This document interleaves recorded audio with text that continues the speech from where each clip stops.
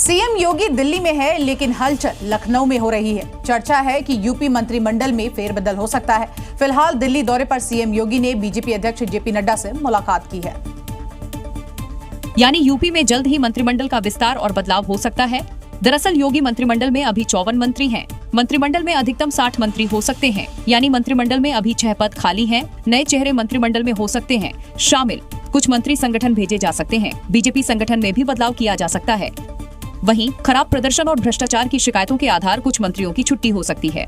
मंत्रिमंडल में नए चेहरों को मौका देने का उद्देश्य कार्यकर्ताओं को 2027 के विधानसभा चुनाव के लिए संदेश देना भी है। इस मुलाकात में यूपी के अन्य मुद्दों पर भी चर्चा हुई। सूत्रों के मुताबिक दोनों के बीच यूपी बीजेपी अध्यक्ष को लेकर भी चर्चा हुई। यूपी के निगम आयोग बोर्ड में अभी कई पद खाली हैं, इसको लेकर भी बातचीत हुई। साथ ही मनोनीत पार्षदों की लिस्ट को लेकर भी मंथन हुआ। पंचायत चुनाव की तैयारियों को भी दोनों के बीच बात हुई। दरअसल यूपी में अभी पंचायत चुनाव होने हैं और पंचायत चुनाव ही 2027 का रास्ता साफ करेगा। उससे पहले ये मुलाकात कई मायनों में अहम है। महाराष्ट्र में मराठी बनाम हिंदी विवाद का जो मामला है वो तूल पकड़ते जा रहा है। इस बीच भाषा विवाद में भाषा की ही मर्यादा टूटते जा रही है। कोई नेता किसी को पटक कर मारने की बात कर रहा है तो कोई समंदर में डुबो कर मारने की बात कह रहा है। निशिकांत दुबे पर अब आपको बता दें, राज ठाकरे के बयान के बाद विवाद बढ़ते जा रहा है। राज ठाकरे ने बीजेपी के सांसद निशिकांत दुबे को चैलेंज कर दिया है कि मुंबई आओ, समंदर में डुबो कर मारेंगे। और महाराष्ट्र नवनिर्माण सेना के अध्यक्ष राज ठाकरे के इसी बयान के बाद एक बार फिर मराठी बनाम हिंदी विवाद ने तूल पकड़ लिया है। तो मुंबई में आ जाओ, मुंबई के समुद्र में डूबे कर मारेंगे। राज ठाकरे का ये बयान बीजेपी सांसद निशिकांत दुबे के उस बयान का पलटवार है, जिसमें दुबे ने कहा था, अगर बहुत बड़े बॉस हो तो चलो बिहार, चलो उत्तर प्रदेश, चलो तमिलनाडु, तुमको पटक पटक कर मारेंगे। यदि बहुत बड़े बॉस हो तो चलो बिहार, चलो उत्तर प्रदेश, चलो तमिलनाडु, तुमको पटक पटक के मारेंगे। हालांकि राज ठाकरे के बयान के बाद निशिकांत दुबे ने एक्स पर पोस्ट किया और लिखा कि मैंने राज ठाकरे को हिंदी सिखा दी। बीजेपी और मन से भाषा विवाद को लेकर आमने सामने है। हिंदी और मराठी की लड़ाई में भाषा की मर्यादा को जरूर बचाना चाहिए।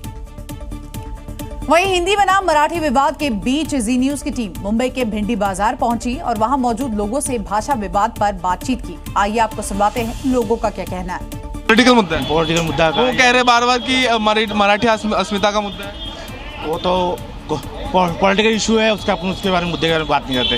हम आम आदमी हम अपने बारे में बात कर सकते हैं, अपने काम के बारे में बात करते हैं, रोजगार के बारे में बात करते हैं। पॉलिटिकल मुद्दे के बारे में हम नहीं बात करते। गलत है सर। हिंदुस्तान है तो हिंदी भाषा हर कोई को आता है। हिंदी भाषा यूज करना चाहिए। मराठी जिसको नहीं आता है तो कहाँ से सीखेगा बात। महाराष्ट्र में रहना है तो मराठी बोलना पड़ेगा। मेरा सबसे सहमत हूँ, बहुत सही करते हैं वो। मराठी सबके दिलों में बसना चाहिए। महाराष्ट्र है तो क्या है, मराठी बोलना ज़रूरी थोड़ी ना है। हिंदी भी बोल सकता है। हिंदू भारत है, हमारा हाथ भी बंधा हुआ नहीं है भाई। अब नहीं बोल पाएगा तो उसको आप मारेंगे क्या? नहीं, गलत बात है वो। मराठी भी आना ज़रूरी है, पर ये कहते हैं ना आदमी मारना काटना अच्छा नहीं। जब जिसको बोलना आएगा वही तो बोलेगा, जिसको नहीं आता कैसे बोलेगा।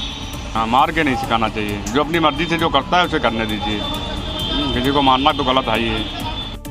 दिल्ली से उत्तर प्रदेश तक कावड़ रूट पर नॉनवेज की दुकानें नहीं खोलने के आदेश है। गाजियाबाद में हिंदू संगठनों ने केएफसी रेस्टोरेंट के खिलाफ मोर्चा खोला तो पूरा का पूरा रेस्टोरेंट ही वेज हो गया है। तो ये तो गलत है ना। ये दो तस्वीरें देखिए। गाजियाबाद के वसुंधरा इलाके में एक केएफसी रेस्टोरेंट था। हिंदू संगठनों ने मीट बिक्री पर आपत्ति जताते हुए हंगामा किया तो पूरा रेस्टोरेंट अब पूरी तरह से शाकाहारी हो गया है। जिस केएफसी की पहचान ही नॉनवेज है, अब वो सिर्फ वेजिटेरियन फूड बेच रहा है। इसके लिए बाकायदा रेस्टोरेंट के गेट पर नोटिस भी चस्पा किया गया है कि रेस्टोरेंट में सिर्फ शाकाहारी खाना उपलब्ध है। और ये बदलाव हिंदू संगठनों के हंगामे के बाद किया गया। प्रदर्शन के बाद अब यहाँ के केएफसी प्रबंधन ने अपने रेस्टोरेंट में मांसाहारी भोजन की बिक्री फिलहाल बंद कर दी है। हालांकि जब इस विषय में रेस्टोरेंट के प्रबंधन और स्टाफ से बात करने की कोशिश की गई तो उन्होंने टिप्पणी करने से इनकार कर दिया, लेकिन ग्राहकों ने इस फैसले को सही बताया। वो सावन का महीना इतना पावन महीना होता है, उसमें सही है। और हो सकता है कि लोगों ने जो प्रदर्शन किया था उसके बाद से बंद किया हो। दरअसल हिंदू संगठनों ने केएफसी पर नॉनवेज बेचने और कावड़ियों की भावनाएं आहत करने का आरोप लगाया था। भारी हंगामे के बाद अब केएफसी पूरी तरह से फिलहाल के लिए वेजिटेरियन हो गया है। उत्तर प्रदेश में कावड़ यात्रा को लेकर योगी फोर्स ने सुरक्षा के पुख्ता इंतजाम किए हैं।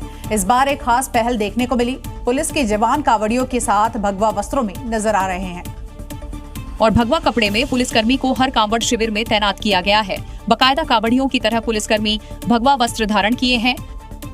अगर रास्ते में किसी भी शिव भक्त को किसी तरह की परेशानी हो और वो पुलिस के पास नहीं आ पा रही है, तो ये शिव भक्त उनके पास जाएंगे और उनकी समस्या का समाधान करेंगे, चाहे वो कांवड़ खंडित होने को लेकर हो या फिर कांवड़ियों के बीच में झगड़ा हो। भगवा वस्त्रों में यूपी पुलिस के जवान हर शिविर में अलर्ट मोड में तैनात हैं। उनका मकसद सिर्फ सुरक्षा देना नहीं बल्कि श्रद्धालुओं में भरोसा पैदा करना भी है। अगर कोई बात हो जाती है, भोलों का कोई दुर्घटना हो जाती है, तो हम लोग तुरंत मौके पे पहुंचेंगे। मौके पे पहुंच के वहाँ भोलों को समझाएंगे कि हम लोग भी भोले हैं और आप अपना रास्ता चलें। यात्रा मार्ग पर सीसीटीवी कैमरों की निगरानी से लेकर मेडिकल इमरजेंसी तक हर मोर्चे पर प्रशासन अलर्ट है। सीएम योगी के आदेश पर भगवा कपड़ों में पुलिस की ये पहल सामाजिक समरसता और सुरक्षा का अनूठा मेल बनकर उभरी है।